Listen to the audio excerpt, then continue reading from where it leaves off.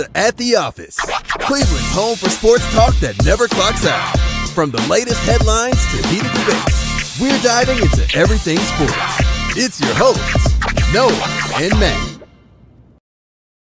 Cleveland! Welcome to The Office, the show where we talk all things sports. I'm your host, Noah, joined by my co-host, Matt. You can join us at The Office, too. Leave us a comment on YouTube, Facebook, X, wherever you're watching, or call and text the show. It's down below here now. I can't point up here. I got to get used to pointing down here. Matt, how you doing tonight, buddy? I'm doing good. Excited as always to be here. Want to say the new setup looks awesome. I want to shout out Eric. He did a fantastic job putting this together. I don't know if Eric's watching. I know he's meal prepping right now, but shout out to you, Eric, for all the extra efforts and stuff you put in the show. Me, Matt, John, might not always say it, but we truly do appreciate it. Real quick, we got a very fun, fantastic show planned for all of you on a day early here on a Sunday night. We're going to talk that crazy trade that broke last night. We're going to talk about Shedeur Sanders to the Browns. That'll be after our ad break. And then we have a couple quick hits to mix with the Luka trade stuff, which we're going to get into here in a second. The Myles Garrett is not being traded, and the Cleveland Cavaliers have some all-stars. But Matt, let's go quick because me, John, and Eric are going to break it down on Wednesday a little bit more. There was actually another trade in the NBA that got announced right before we went live, which only knows that it's going to get crazier and crazier knowing the NBA. The Lakers traded for who? Matt, what was your reaction last night when you saw the Lakers have Luka Doncic on their team? What was your reaction, man? So my first, experience, my first exposure to this trade was from a sports meme account that I follow on Instagram. Oh, God. Were you asleep last night when it broke? I was asleep, woke up to, go to the bathroom, check my phone real quick, and I'm like, oh, Word. Okay, people are throwing memes around. So while I'm, trying to fall back asleep, I start scrolling on X. I'm like, what? Huh? What? Huh? What? Huh? This is real? No, this isn't real. And I had to check like 4 different sites, 3 different NBA insiders, and I was like, all right, this is real. Oh my God. What? I was chilling on the couch.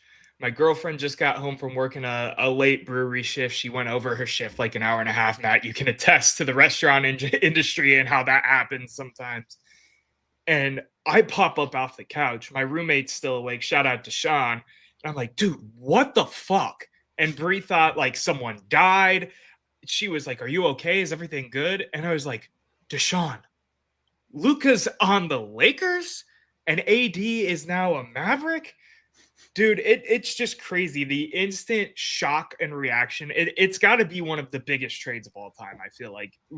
Regardless of what's happening, regardless if one side wins, one side doesn't. Obviously, everybody thinks the Lakers fleeced the Mavericks right now, but I'm really curious to see how this whole thing plays out.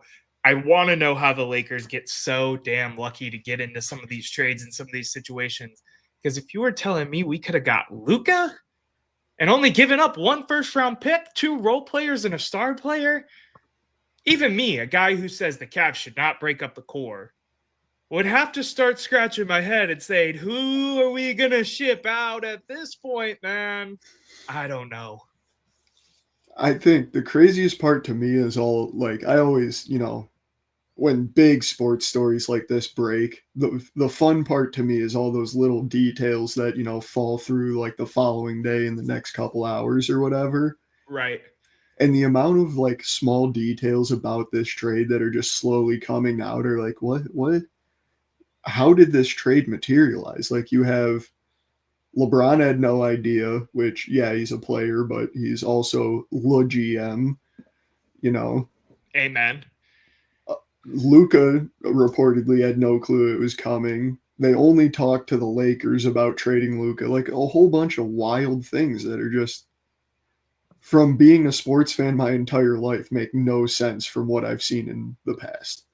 It's absolutely insane. And we could talk about it ad nauseum here on our Sunday night, typically Monday, but there's a little WWE moment happening in Cleveland, so we had to preempt and move to Sunday. We could talk about it all day as me and Matt, but we're going to break it down as the NBA trade deadline continues to move. Like I said, there was a trade involving the Kings, the Spurs, and I believe the Bulls right before we got on here, and we're talking about big name players like De'Aaron Fox, Zach LaVine being involved in that trade. Yeah, I'm sorry. You should go look at that after this. So we're gonna table this conversation until Wednesday as we hear more things come out and can really, take a deep breath, take this whole thing in, and see what really happens.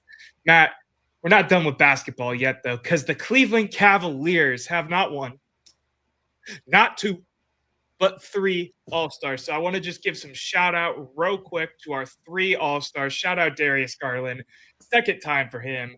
Shout out Donovan Mitchell, 6th time for him, and he's a starter, of course. And Evan Mobley, the young GOAT, Mr. Unicorn, getting his first All-Star nod. Matt, what was your reaction when the All-Star team officially finally came out Thursday night of last week? Well, this week, I guess, depending on how you count your Sundays in a week. What were your reactions, man? I think some Clevelanders might disagree with me, but I think in terms of the Cavs that are on that team, that's exactly how it should have gone and who should be going. I kind of wish Jared Allen made a stride there too. I know we can't, have our cake and eat it too, or whatever expression you want to use, but I think he earned the right to be an all-star this year, and to have all 4 of them there would have been absolutely insane and really, unusual and not typical in terms of, just being a team sending 4 all-stars. But hey, I think that guy deserved it too. Unfortunately, he didn't get it, but I'm really excited to see these 3 shine over in the Bay. Our arch nemesis Golden State rival, or Golden State Warriors, rivals home. Sorry. I'm really excited for that. What about you, man? No, I'm really excited. And, the whole Cleveland against the world, we never get national media recognition. So it's always cool to see, 3 Cleveland stars being put onto a national stage and being shown off by a league, And, Donovan already kind of leaked this out after the game that they announced. It was the Thursday night game.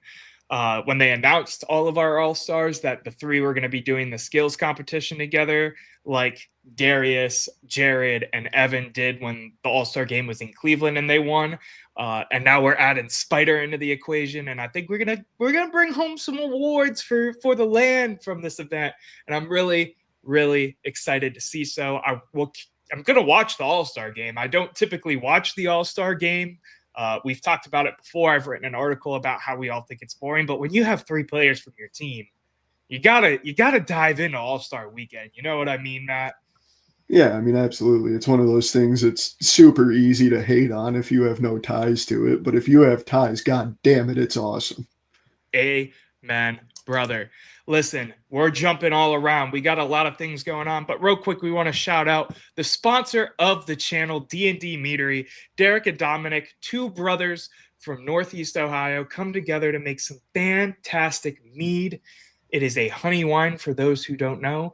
And as John said on the last episode, it's delicious, man. He killed the whole bottle the first night I dropped it off. You can go to D&D Meadery. It's ddmeadery.org and use the code @the-office-CLE for 5% off today. Order 2 bottles.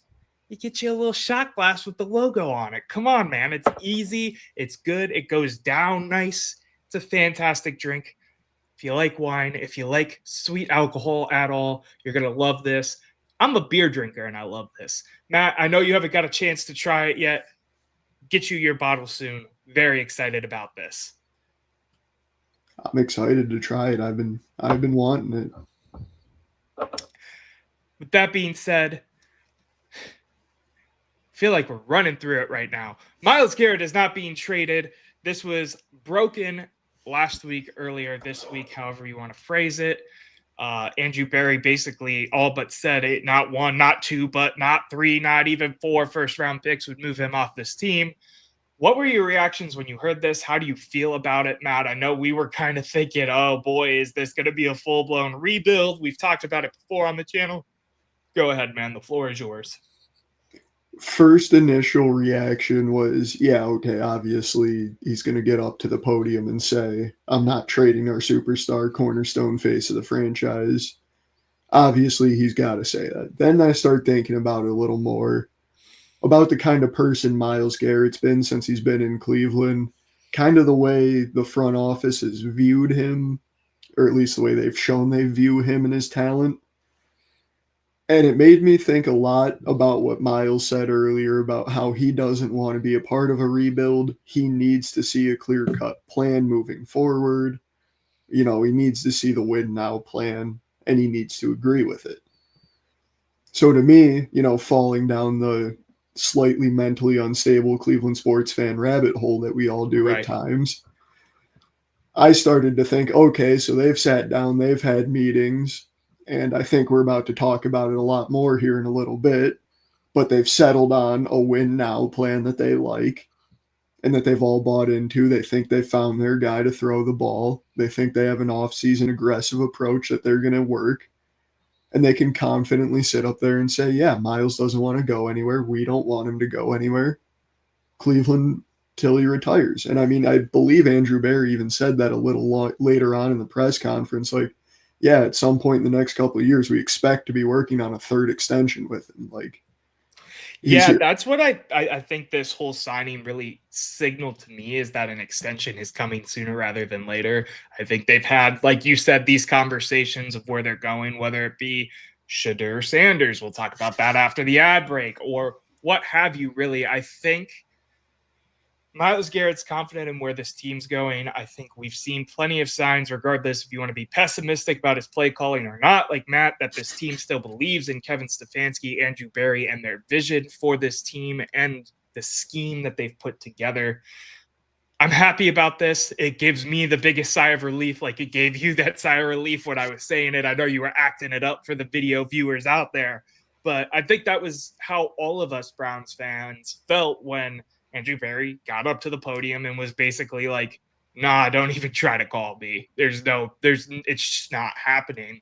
So I'm really happy about that. I don't want to beat a dead horse with Myles. Is there anything else that you really picked up with this situation? Yeah, me either. I'm just really excited. I wouldn't be surprised if we would hear a contract extension even before the start of this coming up season.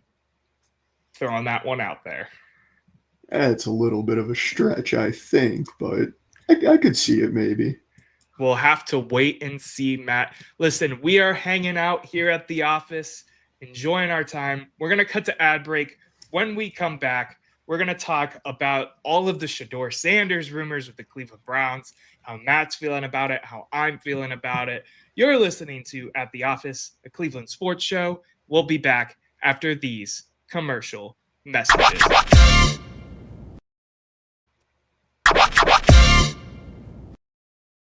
And we are back at the office, hanging out, talking about all things sports. Listen, don't forget to hit the subscribe button or press the download button. It helps us grow the show a ton. Drop us a comment, whether you're listening to the live or not, because it really, we like to interact with the people who view and support our show. I try to respond to all the comments, whether it be on TikTok, X, Instagram, wherever. We have all of our socials. You can see them below. And, shout out real quick. Matt got his damn mug and he doesn't have it ready for the show. Check out the merch shop. We have mugs, we have stickers, we have t-shirts, we have hats, we have beanies, you name it, we got it. We got pint glasses. Check out the At the Office shop for all of your merchandise needs. Lastly, shout out Fans First Sports Network for all they do in supporting us.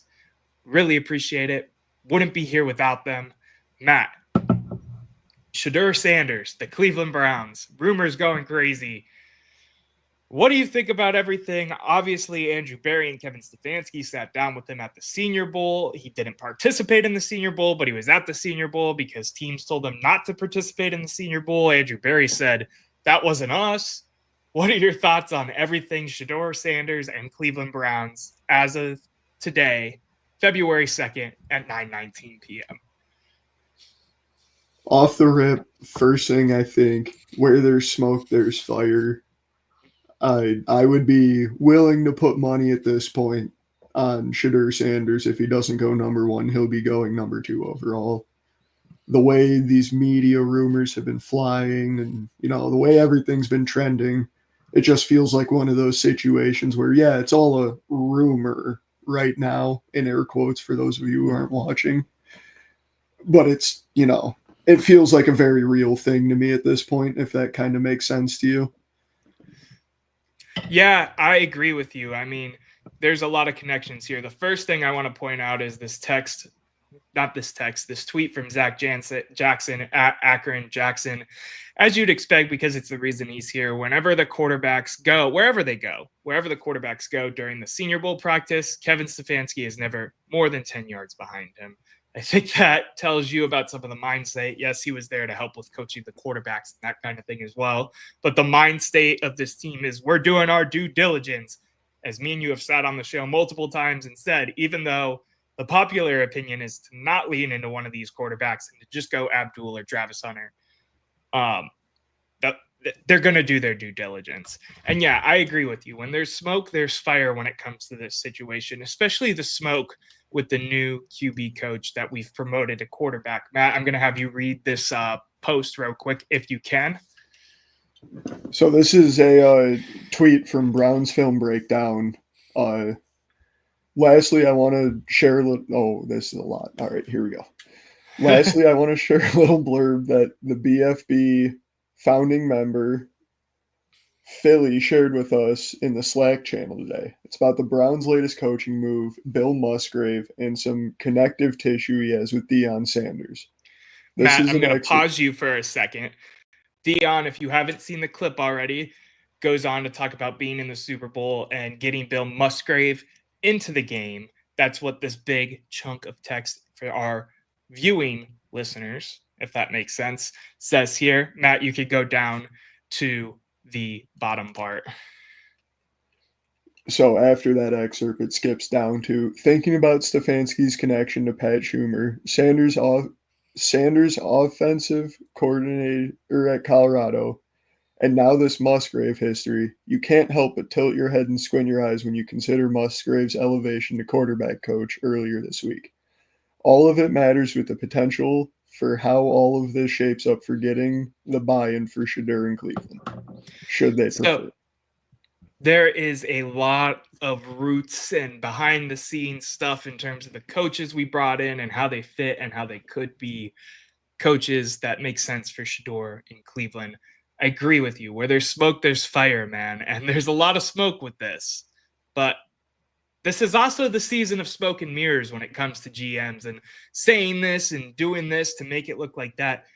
Musgrave was on this coaching staff prior to any of this Shedeur anything, right? So it could be as simple as we think he has the ability to develop a good quarterback. We're going to promote him because we're going to bring a young quarterback in sooner rather than later. What are your thoughts about all these behind the scenes ties and everything that's going on in terms of Shedeur and the Browns? I would be really shocked if a football organization makes moves like that based on one guy. Like they're not going to make a, whole coaching tree shift just for one quarterback they're considering drafting. That might play a role in it, absolutely, and be like, hey, if this is the direction we do go, this connection could be solid. But I mean, there's no guarantee that Shedeur is the pick. And I mean, I'm obviously not wishing it, but Shedeur could wake up tomorrow and, break his ankle doing nothing. Like, there's a million different things that could happen. You can't bank on 3 months from now we have Shedeur. I think it might have played a role, but I think more than that, it's a confidence in the coach's ability, period. Yeah, I agree with you. I think that's what most of this is. It's the same thing with Tommy Rees. We are making the Jalen Milroe connection right away. Milroe had a horrible Senior Bowl. His hands are about the size of a fifth grader's, and he has slid from, mid-second, might jump into the first if he has a good combine, to be a day 3 pick, it seems, already. depending on what happens with him again, combine and pro day, of course. But you could make these types of connections in terms of any coach, any player, any tree, anything like this, because at the end of the day, coaching in football is a fraternity in a way. And all of these guys know each other and have a connection with each other in some way, some form. Now, do I think Andrew Berry might be leaning into the fact that, oh, well, Shedeur and we have Musgrave and, we have the Pat Shurmur connection, as we kind of talked about when we pulled up that tweet? 100%. He should do everything he can to get the most value out of that second overall pick. They're not sold on Shedeur and can trade back to 5 and still end up with one of the top 3 talents. I think this is all great. Where we stand right now, Matt, what do you think they do? What do you think the pick at number 2 is with all the information you know so far?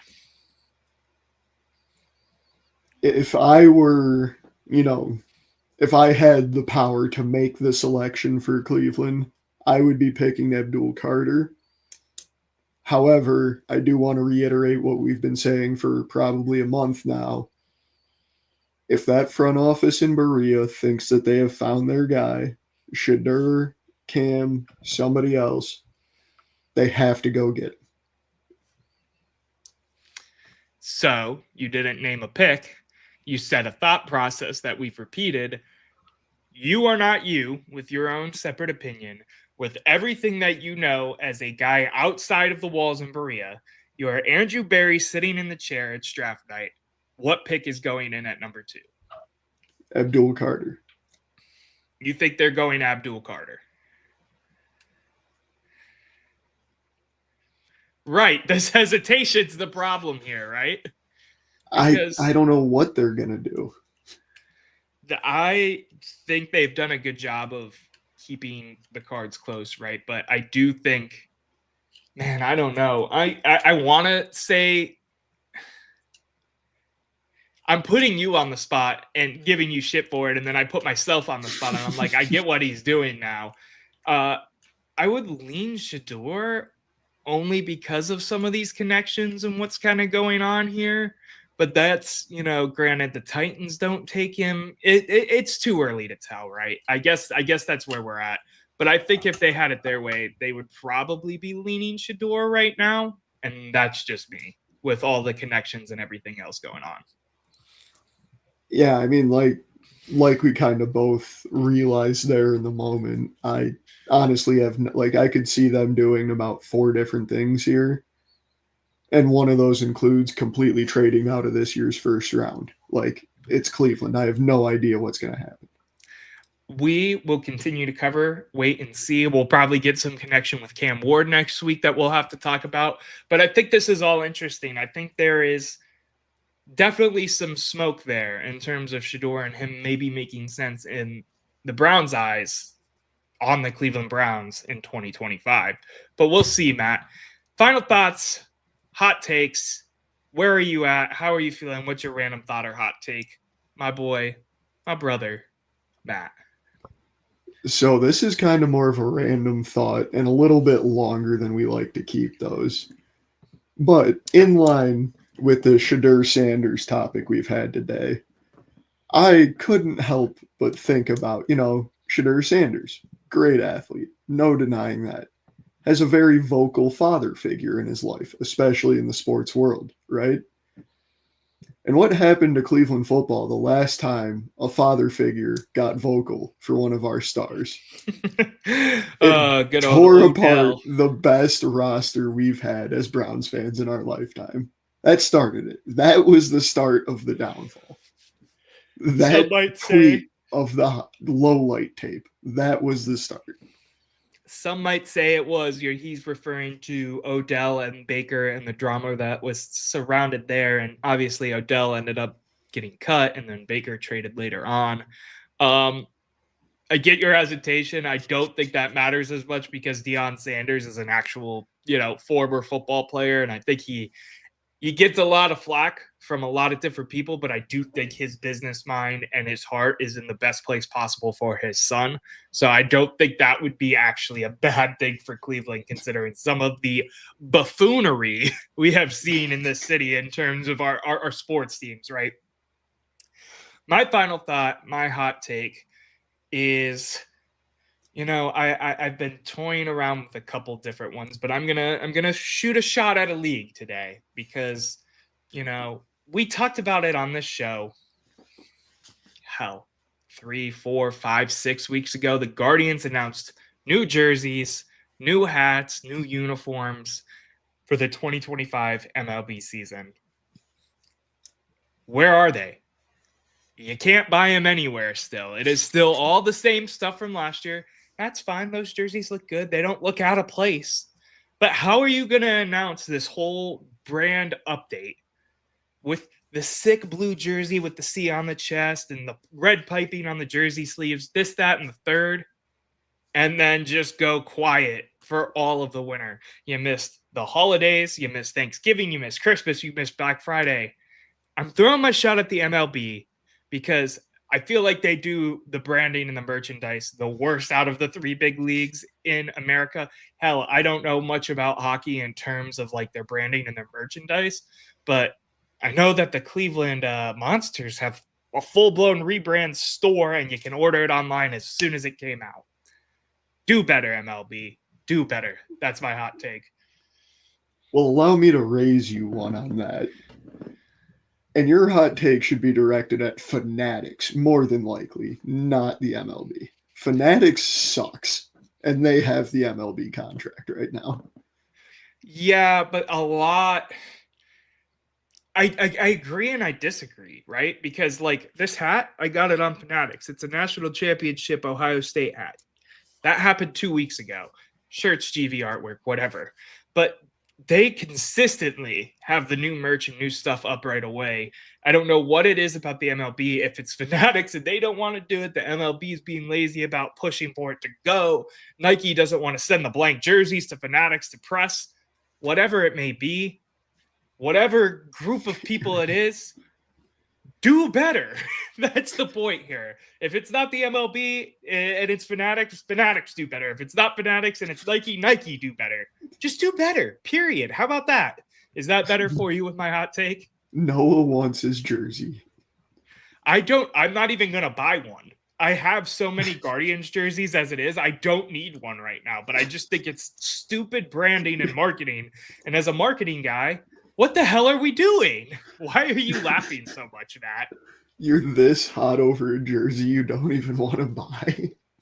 Yeah, I want to see them do better, dude. Is that such a bad thing? No, it's just funny to me. You typically don't get this hot on the show. And it's over a jersey you don't even want to order. No, I'm just getting in my take, man. I just think they could do better. That's simply it. Matt, you got anything else you want to say to the people before we wrap this thing and take it home? Somebody No, you're good. Noah's jersey. God damn. I don't even want the jersey. I just want the MLB to be a successful league and do what the other 2 leagues are doing. Other 3 leagues, for that matter. The NHL. I know I use the Monsters and AHL team as a reference here, but damn it, do better. This has been another episode of At the Office, a Cleveland sports show. Thank you for joining us. Thank you for tuning in.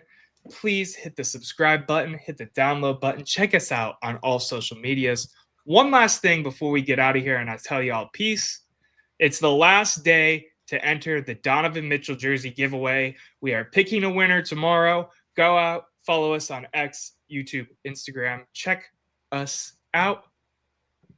And until next time, Cleveland, it's been your boy Noah with my co-host Matt. Have a great night. Cleveland, stay up. Peace.